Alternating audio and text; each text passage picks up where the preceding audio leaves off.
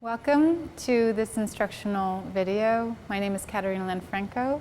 We're at Hunter College in the art department. This is the painting studio, and this is going to be an instructional video on the best practices for priming canvas. Now, we are going to be using gesso, a gesso brush, which is a very nice 3-inch synthetic house painting brush. We'll need to use a mixing stick for the gesso, especially if you've just opened it. There's going to be a little bit of separation between some of the ingredients. This is an acrylic gesso, and it's made up of acrylic polymer, which is a plastic, the base root of acrylic paint, and it has a little bit of calcium carbonate, which is the traditional gesso material, as well as latex and titanium white for the pigment. And the latex, along with some other ingredients, keep the surface flexible so that it's not brittle, doesn't yellow or crack, and doesn't flake off the surface. And we'll have our stretched canvas that we stretched in the prior video. And then afterwards, between coats, we'll sand the surface so that the surface is smooth and readied for painting. And for best practices, we'll use a mask and we'll sand in a well-ventilated area. So the reason why you want to prime your canvas is basically you want to create a surface that receives paint well. Otherwise, if you start painting on raw canvas, it absorbs the paint. So if you were to paint with acrylic paint on this, it would absorb the paint, it would take down the brilliance of the color and make the materials matte, and it would really suck up a lot of material. And so the white gesso helps keep the luminosity in the painting, and it also allows you to spread the material better. And that's a form of sizing, basically, the gesso application or priming on the surface. With oil paint, it's even more important because oil paint is made of a combination of pigment and an oil medium, usually linseed oil, and the oil paint has a corrosive quality because it's acidic, and so over time, not only will it bleed and sort of migrate across the surface of your painting if you don't prime it, it will also start to corrode the canvas. The fibers, the actual fibers in the canvas will start to rot and break, and your painting will sort of dissolve or break down over time. So we'll start with gesso.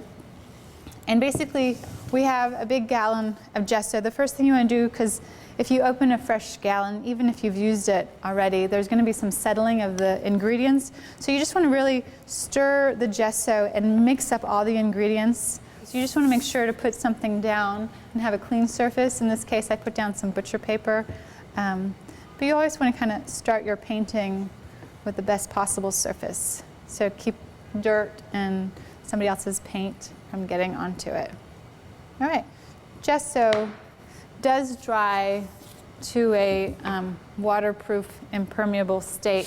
So you're gonna wanna work in one session, and also when you're done, just do a proper brush cleaning technique. Otherwise, it will harden in the brush and make it less effective for future priming. So here's your stretched, ready to go canvas, and I'm gonna show you two techniques that are really great. So one technique is to start in the center, and you basically go horizontal, vertical strokes. And the logic of having it start in the center is that you can work out sort of evenly around the core, because you never want to have areas that dry separately, because then you're going to have an uneven sort of sizing that happens. You'll notice that after you've stretched your canvas well, it's already taut. Now this priming, gesso priming, is going to make it even tighter. It will loosen up. If you get a little strand from your brush, you can just pick it up. You want to make sure that those are out. It's going to get tighter, and then it will relax a little bit again. And you can see I'm trying to go pretty fast because you really want to get the gesso wet on wet, which means you want to integrate the new brush strokes into brush strokes that are still wet.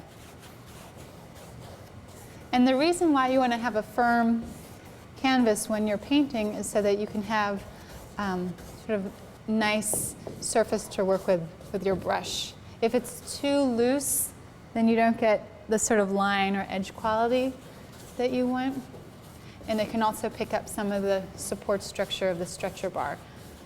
And the reason why you want to change directions with your brush stroke, both working vertically and horizontal, is because that's how the weave of the canvas is oriented. And so you want to kind of manipulate the material or the gesso into that surface material. The next thing to do is to get the sides. And I'll just work the same sort of strategic direction. That is the completed primed, first layer primed gessoed surface of a canvas using the center going out technique. Now let me show you a second technique on another surface. So this technique is starting from one corner and working in deliberate kind of squares, vertical, horizontal.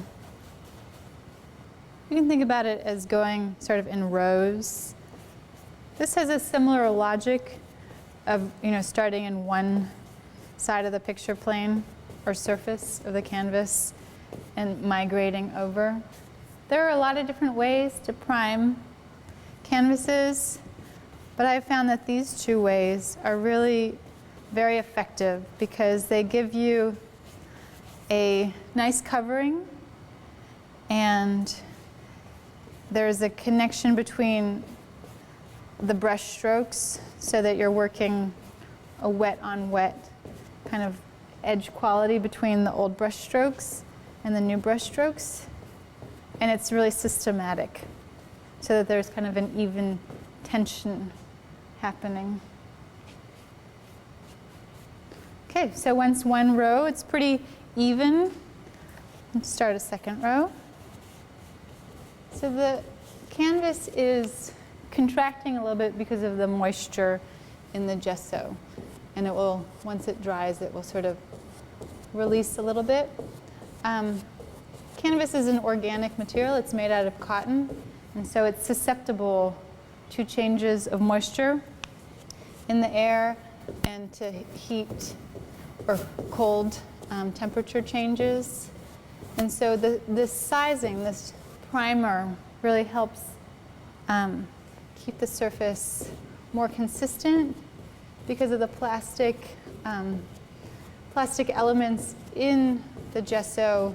It becomes less permeable and therefore more kind of consistent. There is enough flexibility though with the polymer, the acrylic polymer emulsion and the latex, that there is a little bit of flexibility and give. So it's not totally rigid. Final corner here. So I'm also just using the side of my brush and then also the top of my brush to really get that gesso in there, especially for the first coat. So now we go to the sides, and I'm going to start with the side of my earliest row because that's drying soonest. When it's no longer cool to the touch, it means it's dry, and then you can go to the next stage of sanding it down and then doing a second, and if you want, a third coat in the same process. When you're done gessoing, first thing is to get some of the excess gesso out of your brush. Then you can rinse it out, and when you're ready to take it to the sink with some soap, then you can check by squeezing it, and once that milky water runs clear, then you're set and your brush is totally clean. Gesso containers, they should last you a really long time. What you want to make sure to do is close them properly. Before you close them, you can just sort of clean the sides. This does two things, cleaning the sides. makes it so that when you close it, you don't splatter primer or gesso everywhere. And you reduce the risk of the lid getting glued shut to the bucket. Because acrylic medium, or the polymer medium, which is inside the gesso, is also kind of works as an adhesive element. You can put a rag or paper towel over it in case you're worried about splashing. Then you just take your mallet, kind of go around the side. And then you have your sealed gesso container, which is airtight now. And it will keep your gesso for a long time, and you don't have to worry about the whole thing drying out. Now that your canvas has been primed and it's dry and it's ready to sand, get a sanding block, some sandpaper. And for safety, we have these face masks for just to sort of protect you from the dust. A spray booth, ventilation area at the side of the studio, and in there you'll wear your face mask, and with the sandpaper you're going to just lightly sand the entire surface. Once that's been finished in terms of sanding, you're ready to do a second coat and then a third coat if you want. So as a sort of addition to the priming video, I'm just going to talk about a couple of other priming options that you have for starting your paintings. And this is for advanced students or once you've kind of worked with the traditional priming techniques that I've already showed. If you're working on a surface where you really love the color of the surface or you really love the texture of the material, you may want to use a clear acrylic medium so that when you paint, that surface is still visible. So right now it's cloudy, but over time, once it dries, it will dry transparent and matte. If you want to do a sort of tinted surface, if you don't want to work from just a white gessoed surface, you can buy pre-tinted gesso, but you can also use your white gesso, get a container, fill the container with as much gesso as you need, and then tint it. Right now I have a magenta acrylic pigment in a liquid. I'm just mixing that pigment in there. So here you can lay down a slightly tinted gesso. So you're working with a non-white base. You can get tinted gesso that's really chromatic. I've seen bright red, I've seen black, I've seen yellow. So if you're just creating your own tints, it's likely going to be in the sort of pastels because of the titanium white that's already inside the gesso mixture.